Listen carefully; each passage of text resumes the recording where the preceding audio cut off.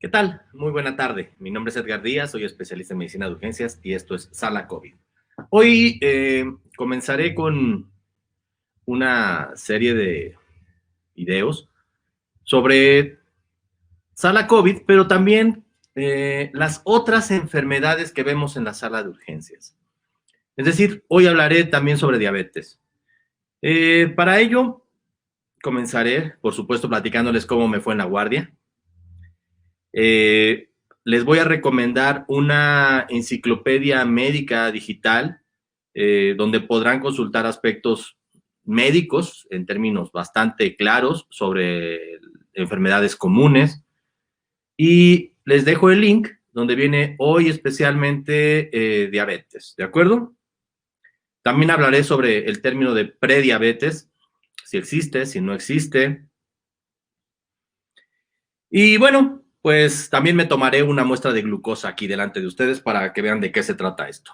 Bien, porque de pronto le tenemos miedo a eso, la mayoría de nosotros. Bueno, primero, ¿cómo me fue en la guardia del día del lunes? Ayer no transmití por dos razones. Una, estaba yo hecho una piltrafa, y la otra fue que, bueno, estaba lloviendo aquí en la Ciudad de México de manera importante y la señal se vuelve loca, entonces la verdad es que no quise ni desgastarme, no se podía ni escuchar nada, aquí era un ruido de verdad bastante fuerte por la lluvia. La guardia, otra vez la sala se empieza a llenar, la sala COVID se empieza a llenar, otra vez intubé pacientes, otra vez firmé certificados de defunción. De verdad que sí está complicada lo que estamos viviendo nuevamente en la Ciudad de México. Como les había platicado, la pandemia, o en este caso, la situación se mueve de distinta forma en cada una de nuestras ciudades. Aquí en la Ciudad de México ya habíamos pasado la parte más alta para la segunda y tercera semana de junio, había descendido de manera de verdad importante y nuevamente esta semana empezamos a tener lleno y como les platicaba, se nos llena también de pacientes con otras enfermedades, una de ellas diabetes, y por ello es que quiero platicar con ustedes de esto. El día lunes, una paciente me dejó una huella importante y quiero compartirlo. Una señora de la octava década de la vida, es decir, más de 70 años, eh, que cuando comenzó la guardia estaba muy tranquila y de pronto empezó a decir, doctor, me falta el aire. Hicimos los ajustes necesarios y al rato me dice, doctor, ¿sabe qué? Ya me cansé. ¿Cómo que ya se cansó? Sí, ya me cansé. Ojalá pueda avisarle a mis familiares. Dije, ah, caramba. Digo, cuando un paciente te dice eso en sala de urgencias, de verdad que le haces caso y me comuniqué con su familia. Lamentablemente ella ya no estaba en condiciones para hablar, tuvimos que intubarla eh, y lamentablemente a las pocas horas falleció. Eh, Ese tipo de mensajes, y de verdad que esta persona, esta paciente, cuando platicamos, todavía estaba en condiciones, digo, sí jadeando, pero finalmente también ahí nos damos cuenta que hay muchas veces que el paciente decide hasta aquí. O bien, el mismo cuerpo te va dando señales como para decir, ya, mejor me voy despidiendo. Otra paciente que con diabetes, y aquí es donde vamos a hablar sobre algunas de sus variantes o sus complicaciones. La diabetes puede ser grave o se puede complicar no solo porque el azúcar sube, que es lo que la mayor parte de nosotros conocemos o escuchamos, sino también cuando el azúcar baja, especialmente cuando ya están con tratamiento, la hipoglucemia, y recordar que la glucosa es esencial para el funcionamiento de nuestro organismo y específicamente hablar de nuestro cerebro. Nuestro cerebro solo vive de glucosa y oxígeno. Bueno, entonces, reitero, por favor, cuídense mucho, vamos a cuidarnos mucho. Hablar de diabetes, ¿qué es eso de la diabetes? Bueno, es que si quieres decirle diabetes, yo no tengo bronca. O sea, mientras te cuides, dile como quieras. Es que tengo azúcar, ya sé, todos tenemos azúcar, porque son términos que de pronto escuchamos en la consulta o en la sala. Es que, ¿sabe qué? Mi mamá padece azúcar, ¿ok? Uno ya de inmediato, la mamá tiene diabetes. Es que tiene diabetes. Ok, quieres decirle diabetes, no tengo bronca. El término correcto es diabetes. Y si fuéramos así como más extensos, diabetes mellitus, que quiere decir orinar dulce, orinar azucarado. Ahora, ¿qué es esto de la diabetes? Bueno, como les platicaba, cuando nosotros comemos, le damos energía, otros nutrientes al organismo, y uno de ellos, esenciales, es el azúcar. Cuando tenemos una alteración o un problema con el metabolismo de los carbohidratos y específicamente en este caso del azúcar, si digo palabras domingueras, por favor, díganmelo, oiga, doctor, no le entendía esto y lo corrijo. Entonces, por favor, para que me lo comenten, ¿va? Bien, ahora,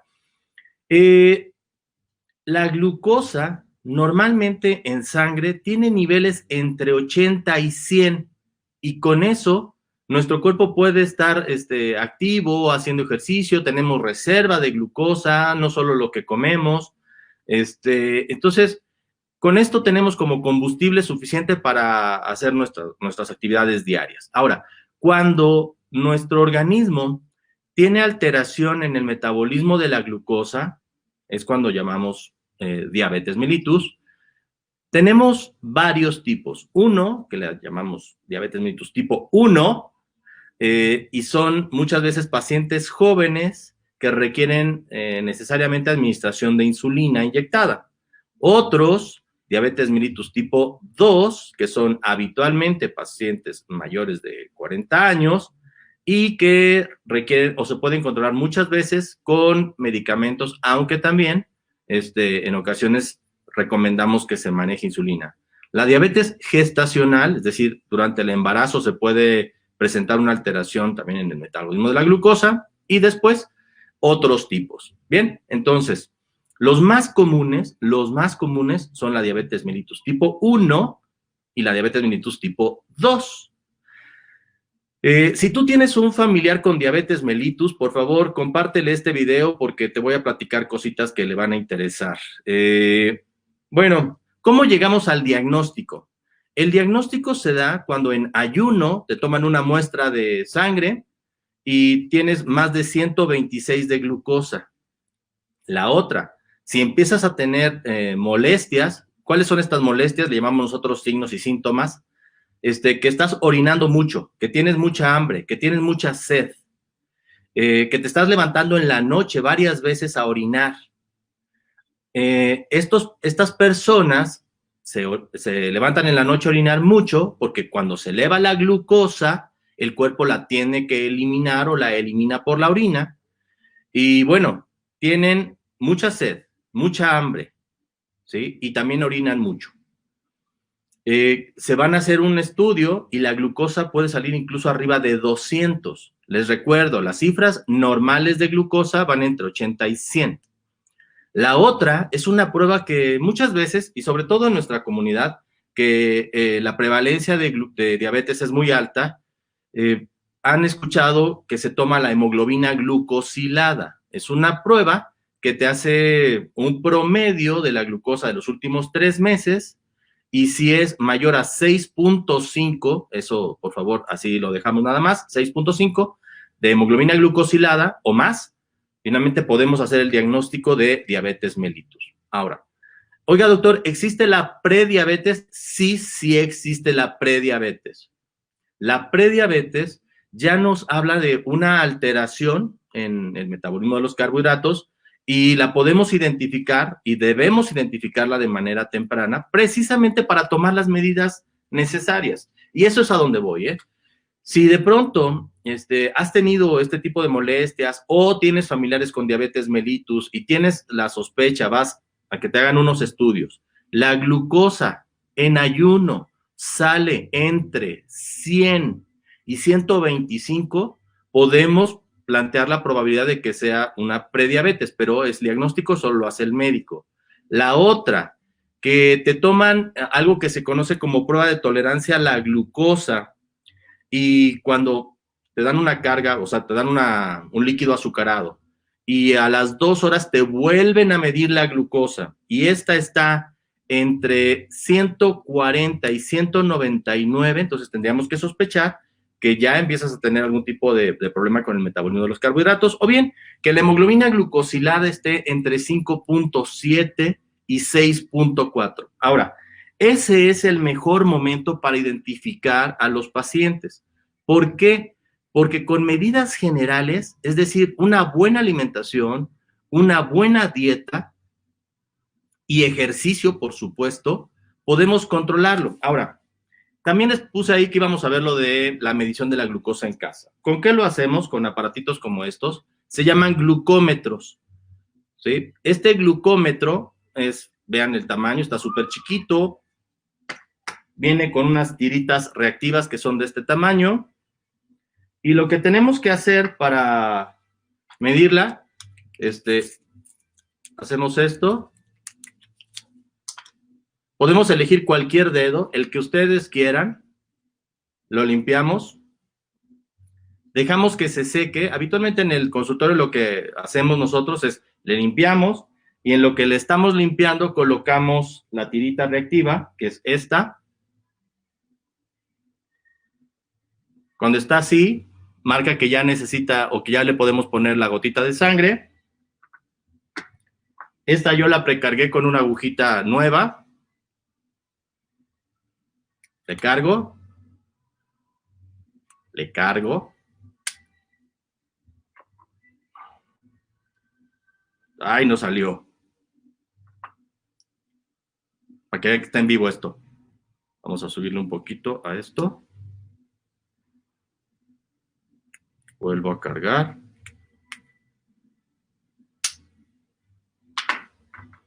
Ahí está la gotita de sangre. Voy a ponerla aquí. Ahí está. Ahí la ven. Ay, no tiembles. Ahí está. Y vamos a esperar el resultado. 104. ¿De acuerdo? Entonces quiere decir por lo menos que yo en este momento, y después me seco, por lo menos yo en este momento comí hace 2 horas aproximadamente. Entonces, afortunadamente, estaría fuera del rango de prediabetes. Oiga, doctor, pero es que salió con 104. Sí, pero acabo de comer. Para que yo estuviera dentro del rango de diabetes o de prediabetes, debería estar, ouch, sí, debería estar arriba de 140. Pero bueno, de todos modos, y lo que voy a hacer es que mañana probablemente en ayuno me vuelva a tomar la glucosa para ver que esté por debajo de 100, que sería lo ideal. ¿De acuerdo? Ahora, recomendaciones. Una buena alimentación, hacer ejercicio, qué tanto ejercicio, qué tipo de alimentación o qué medicamentos. Bueno, eso de verdad, una buena alimentación con un buen nutriólogo te puede orientar.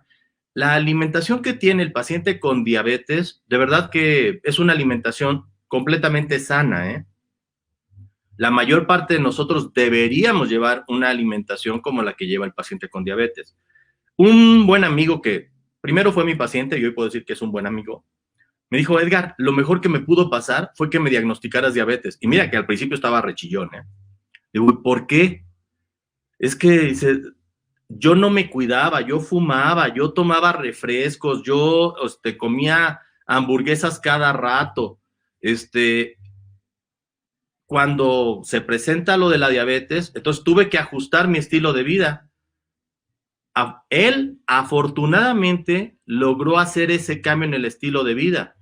De estar pesando más de 100 kilos, ahorita está pesando 80 y tantos, que está muy bien en su peso, con una buena masa muscular, haciendo ejercicio 5 días a la semana, alimentándose de forma sana, y con un medicamento logró controlar perfectamente su azúcar, es decir, su diabetes. Ahora, cuando nosotros tenemos una enfermedad, la aceptamos, la controlamos, entonces aprendemos a convivir con ella. Y eso hace la diferencia entre tener una enfermedad y padecerla. Si de pronto tú tienes una enfermedad como la diabetes, pero te niegas a aceptarla, te niegas a cuidarte, pues entonces empiezas a padecerla. Tanto la enfermedad, psicológicamente es un duelo, la pérdida de la salud, entre comillas, pero por favor tomen en cuenta esto, un paciente con diabetes puede hacer ejercicio, puede llevar una vida completamente sana y saludable, pero si no se controla y si no se cuida, entonces empieza a padecer la enfermedad y sus complicaciones. Dentro de lo que son las complicaciones más comunes, por ejemplo, son las enfermedades en los riñones, son las alteraciones visuales, alteraciones vasculares, y entonces, por favor, la mayoría cree que todos los pacientes con diabetes lamentablemente pierden extremidades, lamentablemente pierden la vista o acaban en diálisis. No todos, ¿eh? Un paciente con diabetes bien controlado lleva un estilo de vida sano, prácticamente no va a tener mayor problema que el promedio de la gente e incluso puede tener menos problemas porque es una persona que se va a estar cuidando, se va a estar controlando, que va a estar acudiendo al médico y va a poder detectar enfermedades de manera temprana. Ahora, durante los siguientes días en esta sala COVID, voy a estar hablando sobre la diabetes mellitus y sus complicaciones, así como el control. Me gustaría que me hicieras saber qué dudas tienes sobre el tratamiento de la diabetes. Si tienes algún familiar con diabetes, por favor, comparte este video. Voy a resolver todas las dudas que me lleguen, desde qué medicamentos están utilizando, porque hay algunos medicamentos que son tomados, algunos se enfocan en mejorar el metabolismo de la glucosa, otros se enfocan en producir mayor cantidad de insulina, otros en que los carbohidratos no se absorban, y otro grupo que hacen que se elimine el azúcar incluso por orina. Y por supuesto de la insulina, los tipos de insulina. Hablaré también sobre lo que es la insulina rápida, la insulina intermedia, la insulina de acción prolongada o insulina también, me voy a ir al otro extremo, la insulina ultra rápida o mixtas, es decir, combinaciones que ya las hay también. Bueno, es decir, quiero hablar y despejar dudas sobre el tratamiento de la diabetes, sobre la alimentación, sobre el ejercicio, sobre el estilo de vida que puede y debe llevar un paciente con diabetes. Comenzaré con diabetes, después, y espero que ya que se hayan agotado las preguntas sobre diabetes, continuaré con hipertensión, después seguiré con infarto agudo de miocardio, con enfermedad vascular cerebral, lo que conocemos como embolia, pero sí les digo, entonces, hasta que agotemos diabetes, pasaré a hipertensión, pero por supuesto,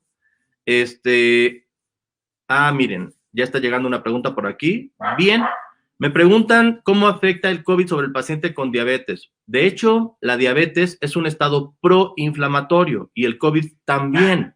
Por eso es que a los pacientes con diabetes, con hipertensión y con obesidad, los consideramos como un factor de riesgo para desarrollar un COVID grave.